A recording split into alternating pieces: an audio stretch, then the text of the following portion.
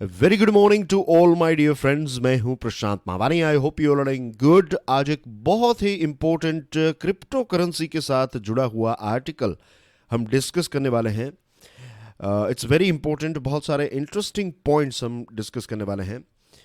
And please make sure कि आप इस लेक्चर को दूसरे स्टूडेंट्स के साथ शेयर ज़रूर करें। अगर आप यूपीएससी की प्रिपरेशन कर रहे हैं तो स्टडी आईक्यू की टीम ने मिलकर बनाया है एक कंप्लीट ऑनलाइन स्मार्ट कोर्स। आप घर बैठे यूपीएससी की तैयारी कर सकते हैं।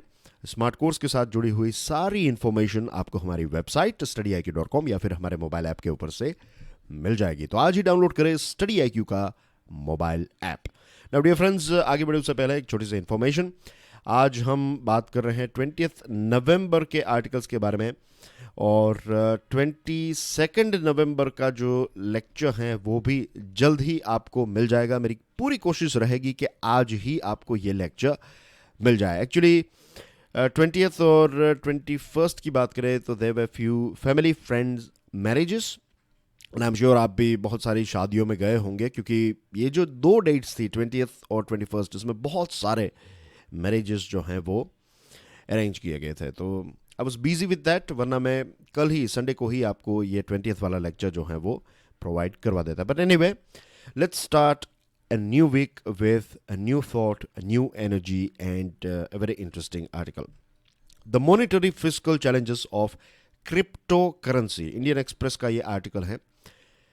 Pay attention to the title. Monetary policy यानी कि पैसों के साथ जुड़ी हुई पॉलिसी। मनी शब्द से ही ये मॉनिटरी शब्द जो है वो जन्म हुआ, या फिर मॉनिटरी से मनी का जन्म हुआ। But anyway, they are related, right? Fiscal is associated with a financial.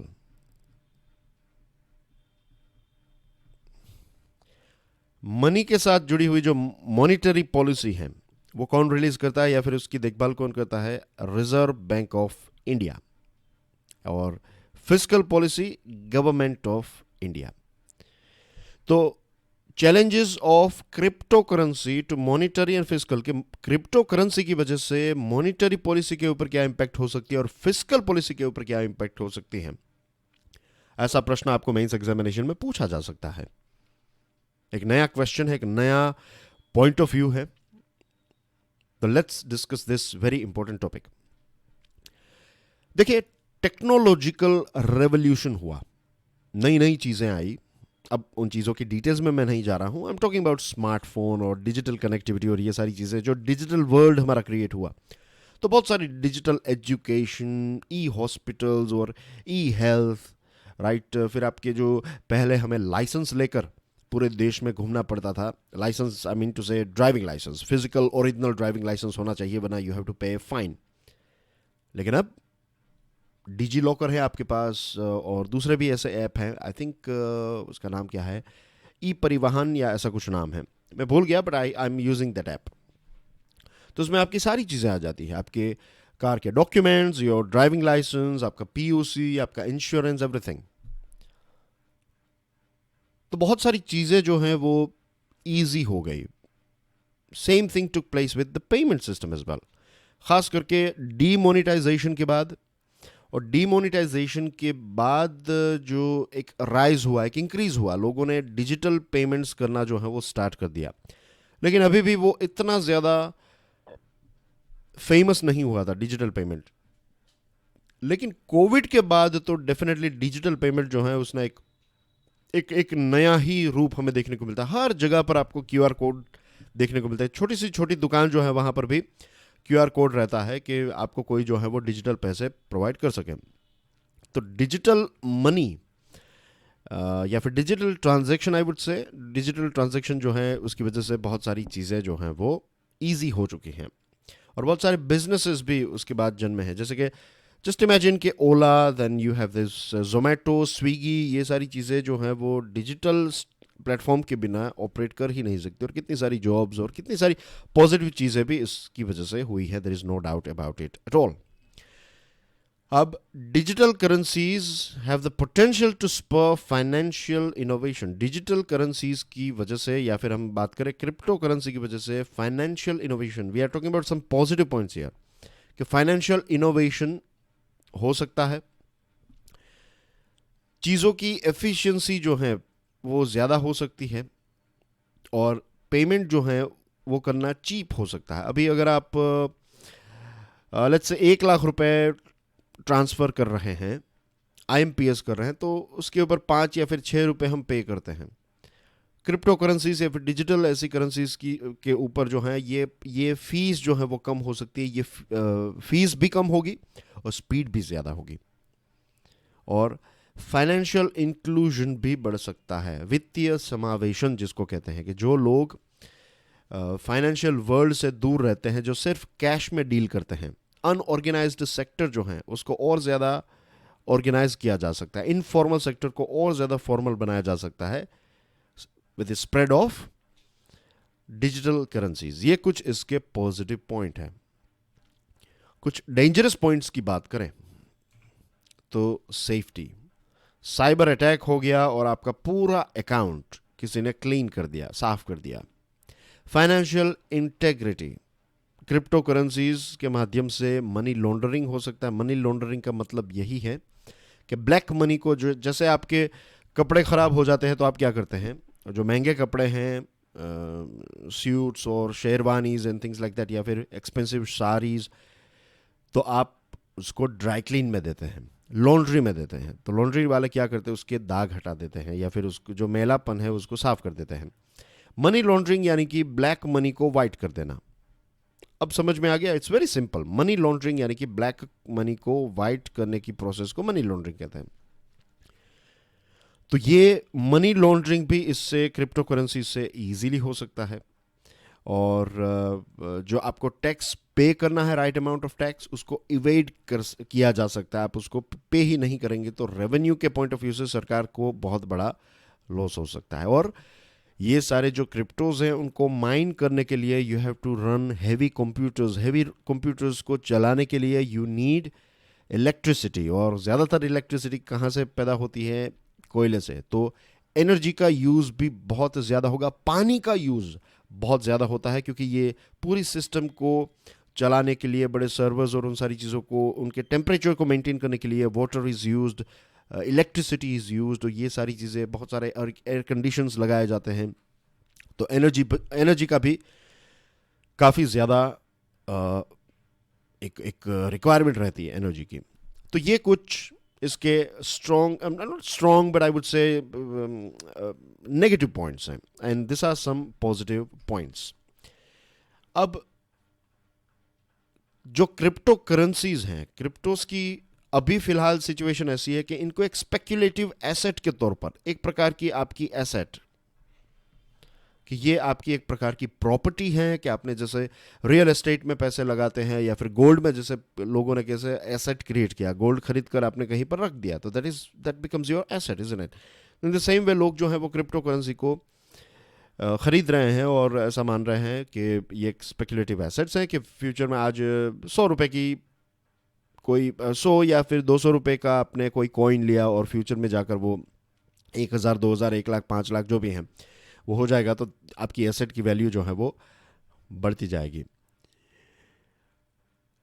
Just imagine कि फिलहाल तो लोग इसको एसेट के तौर पर ही खरीद रहे हैं, अगर फ्यूचर में इसको एक्सचेंज के तौर पर यूज़ करने लगे, एक्सचेंज यानी कि पैसे के तौर पर इसको यूज़ करने लगे, तो ये एक बहुत बड़ा, क्योंकि ये डिजिटल है। अगर गोल्ड होता, फिजिकल गोल्ड, तो गोल्ड में क्या है कि आपको उसको कट करना, वो राइट प्रिसीजन लेकर उस व्यक्ति को देना, उससे अच्छा तो है कि आप उसको कैश दे दें। लेकिन क्रिप्टोस जो हैं उसको तो आप प्लस माइनस जितना भी आपको कम करना है, प्लस करना है, वो सारी चीज़ें पॉसिबल हैं। जब हम पेट्रोल पंप में जाते हैं, फुल टैंक करवाते हैं, तो लेट्स से 3,454.78 इतना हुआ, तो आप कार्ड से पेमेंट करेंगे तो you can give precise payment. Same thing will happen with this bitcoins as well, या फिर क्रिप्टो करेंसीज। इसका जब एक्सचेंज के तौर पर इस्तेमाल होने लगा, गोल्ड में ऐसा नहीं हुआ था कि अभी तक आप मीन्स जहाँ से जब से सोसाइटी सिविलाइज्ड हुई है तब से गोल्ड का इस्तेमाल तो हमेशा रहा है, लेकिन इतना प्रिसिजन के साथ वो नहीं हो सकता because of this physical thing of gold. तो अब अगर लोगों ने एसेट की जगह पर इसको एक प्रकार से करेंसी के तौर पर इस्तेमाल करना कर दिया, स्टार्ट कर दिया तो फिर मॉनेटरी, फिस्कल और एक्सचेंज रेट और इन सारी पॉलिसीज का क्या होगा? Just imagine. फिएट करेंसीज जो गवर्नमेंट के द्वारा लॉन्च की जाती हैं करेंसीज, जो हमारी नोट्स हैं उसके ऊपर आप देखते हैं कि लिखा हुआ होता है कि गवर्नर साहब जो हैं वो गारंटी देते हैं कि ये 500 रुपये की नोट है, ये 2000 रुपये की नोट है, एक्सेट्रा। तो ये जो फिएट करेंसीज हैं उसके साथ जब डिजिटल करेंसी compete करने लगेगी तो सिचुएशन कैसी हो सकती है? इसका बेस्ट एग्जांपल है लैटिन अमेरिका। लैटिन अमेरिका यानी कि we are talking about South America के बहुत सारे ऐसे, साउथ अमेरिकन कॉन्टिनेंट के बहुत सारे ऐसे देश हैं जो डॉलराइज्ड हो चुकी हैं वहाँ की इकोनॉमीज। इसका मतलब ये है कि उनकी भी एक करेंसी है, उनकी खुद की, उनके देश की एक करेंसी है, लेकिन लोग जो हैं वो उस पर्टिकुलर करेंसी का इस्तेमाल नहीं करते, वो यूएस डॉलर का इस्तेमाल करते हैं। Can you believe it? Can you imagine कि हमारे देश में हम रुपीज़ का इस्तेमाल ना करें, इंडियन रुपीज़ जो हैं उसका इस्तेमाल ना करें, और हम दूसरे देश जैसे कि डॉलर, कि हमारे यहाँ पर डॉलर्स का हम इस्तेमाल कर रहे हैं। ऑफिशियल करेंसी देश की इंडियन रुपीज़ है लेकिन we are using dollars. Just imagine.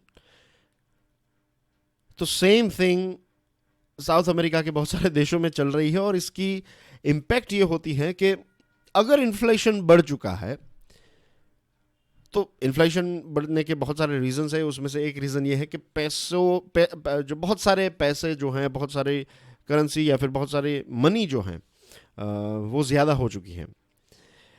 एक छोटा सा एग्जांपल दूंगा, आज मैं बहुत डीप में ले जा रहा हूँ आपको, स्टे विथ मी, क्योंकि ये टॉपिक ही इतना इम्पोर्टेंट है। आई एम श्योर अभी तक जिन्होंने इस वीडियो को अभी देख रहे हैं तो यू कैन अंडरस्टैंड कि we are talking something very new today, isn't it? तो अब ज़्यादा पैसे हो गए, लेट्स से कि कोई वेजिटेबल बेचने वाला व्यक्ति जो है वो एक गरीब एरिया में जब वेजिटेबल बेचने के लिए जाएगा तो वो प्राइस को कम से कम रखने की कोशिश करेगा, क्योंकि उनको पता है कि यहाँ पर लोगों के पास बहुत ही लिमिटेड पैसे हैं। ज़्यादा पैसे वो अगर लेगा तो कोई उनसे नहीं खरीदेगा। लेकिन अगर वो सेलिब्रिटीज़ जहाँ पर रहते हैं, फिल्म स्टार्स और क्रिकेटर्स और बिजनेसमैन, बिजनेसवुमेन जहाँ पर रहते हैं, उन स्ट्रीट्स में, उन सोसाइटीज़ में बेचने के लिए जाएगा तो वो फिर उस हिसाब से प्राइस रखेगा, थोड़ी प्राइस बढ़ा ही देगा, क्योंकि उसको पता है कि यहाँ पर 50-100 रुपए के लिए कोई यहाँ पर उसके साथ रिजेक्ट नहीं करेगा। तो एक सिचुएशन में क्या हुआ, पैसे कम थे तो चीज़ों की प्राइस भी कम थी। यहाँ पर पैसों का फ्लो ज़्यादा है तो फिर चीज़ें भी ज़्यादा एक्सपेंसिव करना कोई वो हर्ज नहीं होगा। लोग सोचेंगे कि भाई अभी मार्केट में लोगों के पास पैसे हैं, लोग पैसे खर्च करने के लिए तैयार हैं, तो अभी 2-5 रुपए क्यों ना बढ़ा दें। तो जब ऐसी सिचुएशन होती है, जब इन्फ्लेशन बढ़ जाता है, तो पैसों के फ्लो को कंट्रोल करने की कोशिश करती है reserve bank of India. Interest rate, repo rate को बढ़ा देती है ताकि पैसों का फ्लो जो है वो कंट्रोल में आ जाए। ऐसी सिचुएशन आप यहां पर नहीं कर सकते, क्योंकि आपकी करेंसी तो चल ही नहीं रही है, आपकी जो मॉनेटरी पॉलिसी है वो इनइफेक्टिव हो जाएगी, इन्फ्लेशन को कंट्रोल नहीं किया जाए। फिर अगर पैसों की आवश्यकता है मार्केट में तो भी आप कुछ नहीं कर पाएंगे। आप रेपो रेट को कम करेंगे लेकिन आपकी करेंसी को लेने के लिए कस्टमर्स जा ही नहीं रहे हैं, उनको तो डॉलर से यूज़ करने हैं। तो अब यूएसए जो करेगा वो सिचुएशन है कि यूएसए की फेड ने इंटरेस्ट रेट कम किया तो यहाँ पर डॉलर्स की जो वैल्यू है या फिर फ्लो है वो ज़्यादा हो जाएगा। अगर उन्होंने इंटरेस्ट रेट हाई किया तो दूसरे देश में होने वाली चीज़ों की डायरेक्ट इस प्रकार की इंपैक्ट आपके ऊपर होती है। Same thing can happen with crypto currency as well. कि जस्ट इमेजिन करें कि रिजर्व बैंक ऑफ इंडिया सारी कोशिश कर रही है और एमपीसी जो है हमारी मॉनेटरी पॉलिसी कमेटी, वो इन्फ्लेशन को कंट्रोल कर रहे हैं, लेकिन लोग इंडियन रुपीज़ का इस्तेमाल ही नहीं करते। लोग जो है वो ऐसे डिजिटल करेंसी, क्रिप्टो करेंसी का इस्तेमाल कर रहे हैं डे टू डे एक्सचेंज के लिए। तो कैसी डिफिकल्ट सिचुएशन हो जाएगी। Second thing, there are a new breed of crypto currency, it's called stable coin. अब ये स्टेबल कॉइन्स क्या है? स्टेबल कॉइन जो है ये एक प्रकार की क्रिप्टो करेंसी ही है। इसमें फ़र्क ये है कि आपकी जो रुपी है, आपका जो इंडियन रुपी है, तो उसके साथ पैक्ड है। I'll give you a very, let's say कि आपको ये जो स्टेबल कॉइन है, I will write here SC, तो ये स्टेबल कॉइन आपको 2000 रुपए के स्टेबल कॉइन, या फिर स्टेबल कॉइन की वैल्यू अगर 2000 है तो कैसे 2000 है? क्योंकि इस स्टेबल कॉइन ने अपने आप को 2000 रुपए की नोट के साथ या फिर 2000 रुपए जो हैं उसके साथ पैक किया है कि 2000 रुपए, और यहाँ पर आपको मिलेगा 2000 का एक प्रकार से stable coin, let's say. Okay, तो इस स्टेबल कॉइन में अगर 1 लाख रुपए रिजर्व में है तो ये 1 लाख रुपए के भी आप ले सकते हैं। तो ये डायरेक्टली पैसों के साथ एक प्रकार से सिंक्ड है, तो इसको कहते हैं स्टेबल कॉइन। अब जितना पैसा ये कंपनी जो है स्टेबल कॉइन वाली कंपनी उतना पैसा रिजर्व में रखेगी, उतने उतने उतने तक के ये स्टेबल कॉइन्स जो हैं इश्यू कर सकती है। तो हम लगता है कि ये तो परफेक्ट है, या फिर इसकी ज़रूरत भी क्या है, वो तो वैसे भी हम डायरेक्टली बैंक में से इस्तेमाल कर सकते हैं। तो क्रिप्टो की क्या ज़रूरत है? चलिए, क्रिप्टो के आने से कुछ और ज़्यादा नई चीज़ें जो हैं वो आने वाले भविष्य में हो सकती है, कुछ नए बिजनेसेस जो हैं वो डेवलप हो सकते हैं। किसने सोचा था कि डिजिटल एक्सपांशन होगा, डिजिटल जो टेक्नोलॉजी से उनका एक्सपांशन होगा, तो बहुत सारी जोमेटो, ओला एक्सेट्रा जैसी कंपनीज भी आज आ जाएगी। किसने ई हेल्थ और इन सारी चीज़ों के बारे में सोचा था? बट ये सारी चीज़ें आज प्रैक्टिकली पॉसिबल होने लगी हैं।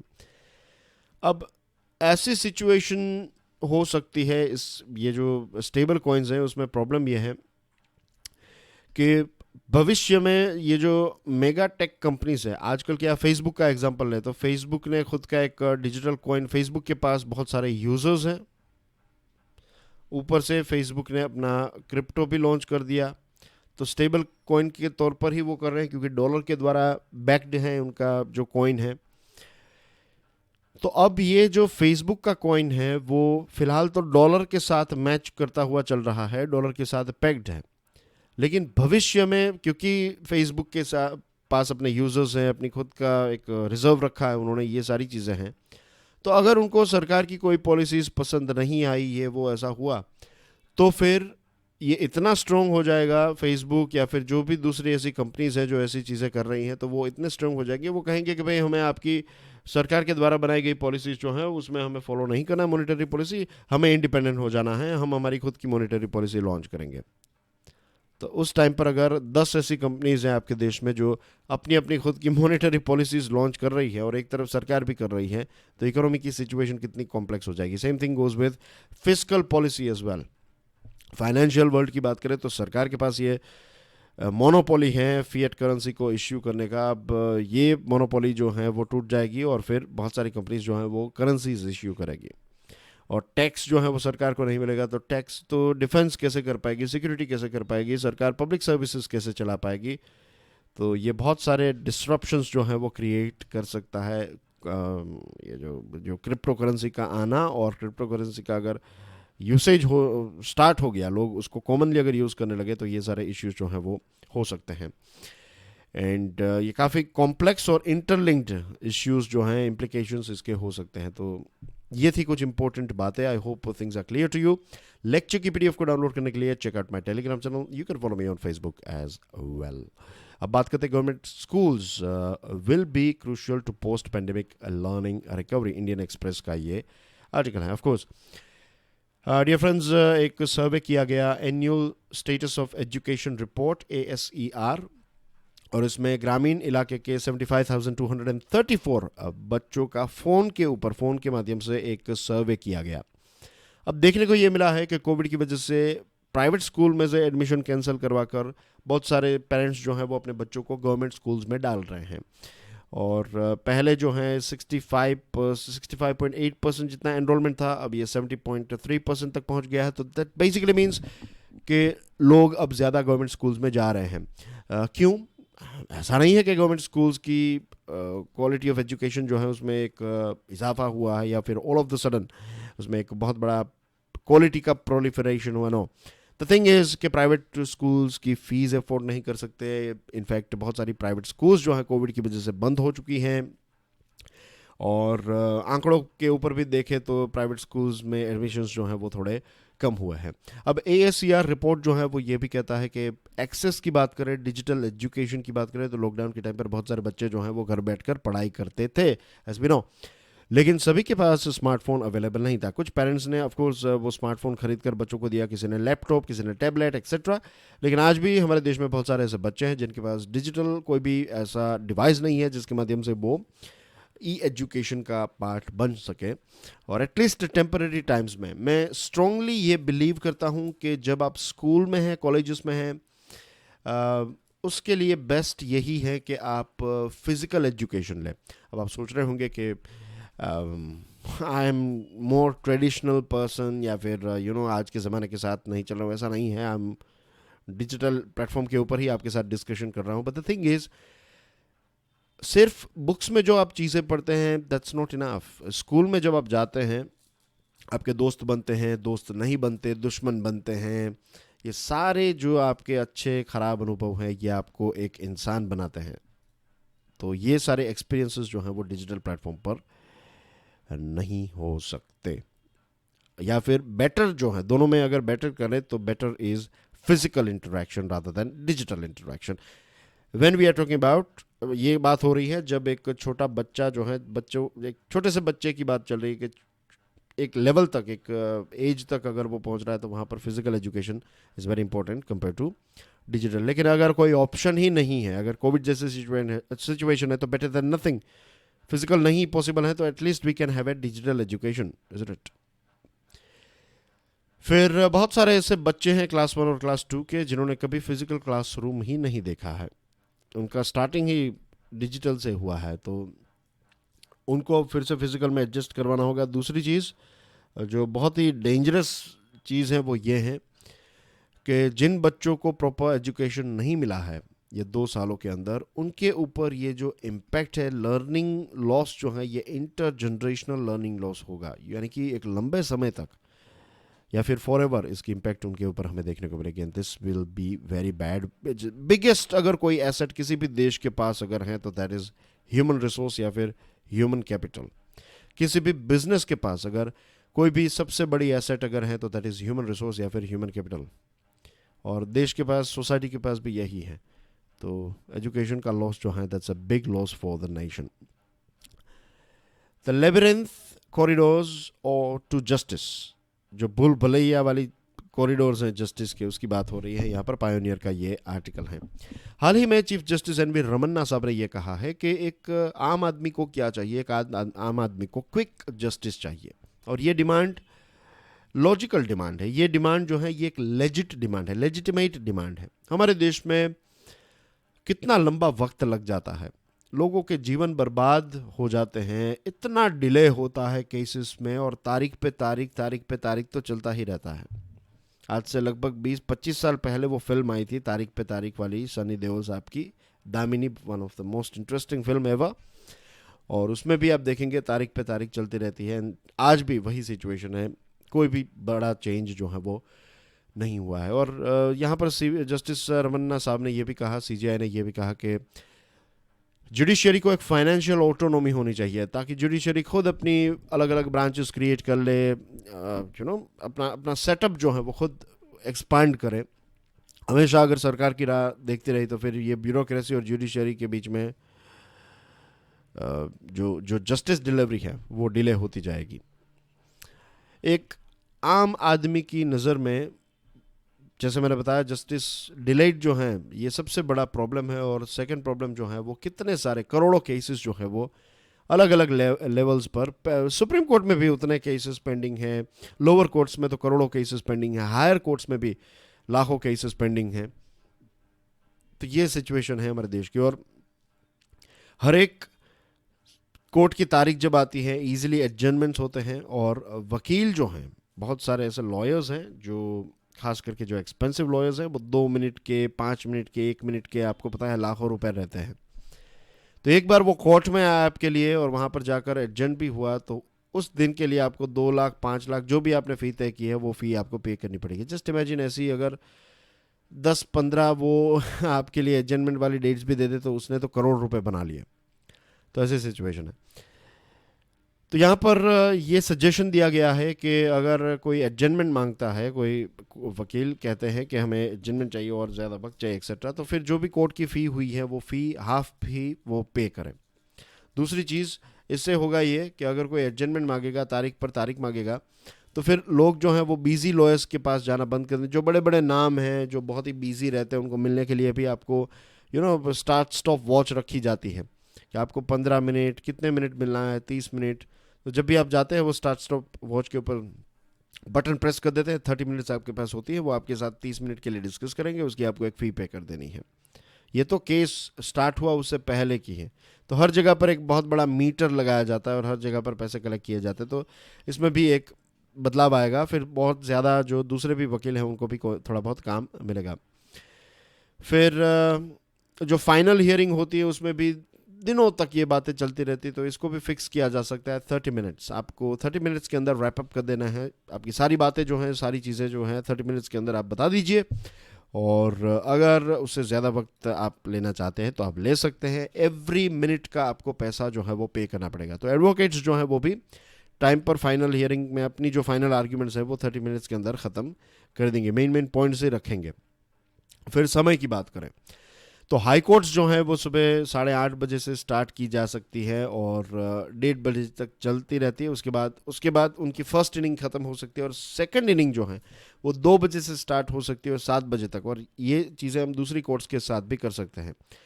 तो 2 शिफ्ट्स में कोर्ट्स जो हैं वो काम कर सकती हैं।